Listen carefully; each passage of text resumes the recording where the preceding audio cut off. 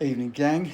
I wasn't going to make any videos today because I've just actually got home from hospital having had surgery, which actually went very well, although pretty painful. But anyway, done now. But the news is just too big to ignore. I had to come on and just make the one video. Reform UK, what's going on?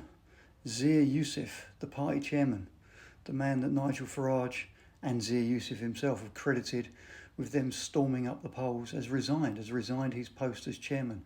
And in resigning, has thrown a bit of a hissy fit as well. He's issued a statement basically saying, I've got better ways to spend my time. So he's gone.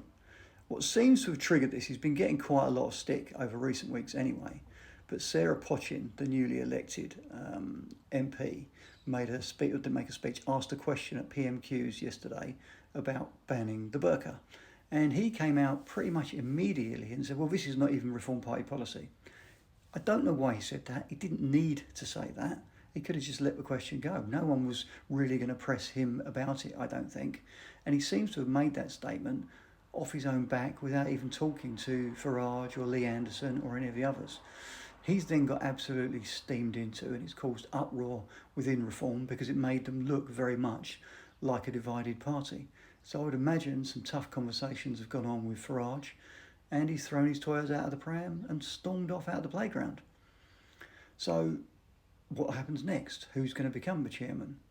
Will that allow Rupert Lowe back in? Well, it won't, because Nigel Farage has given an interview this evening saying he'd rather chew razor blades than allow Rupert Lowe back in, so that's not going to happen. Will it damage Reform? Maybe organisationally, slightly, depending on who they replace him with. But from a popularity point of view, the vast majority of Reform supporters probably didn't really have a big idea who he was. Quite a lot of them were quite disgruntled with him. Some of them had misgivings about who he was.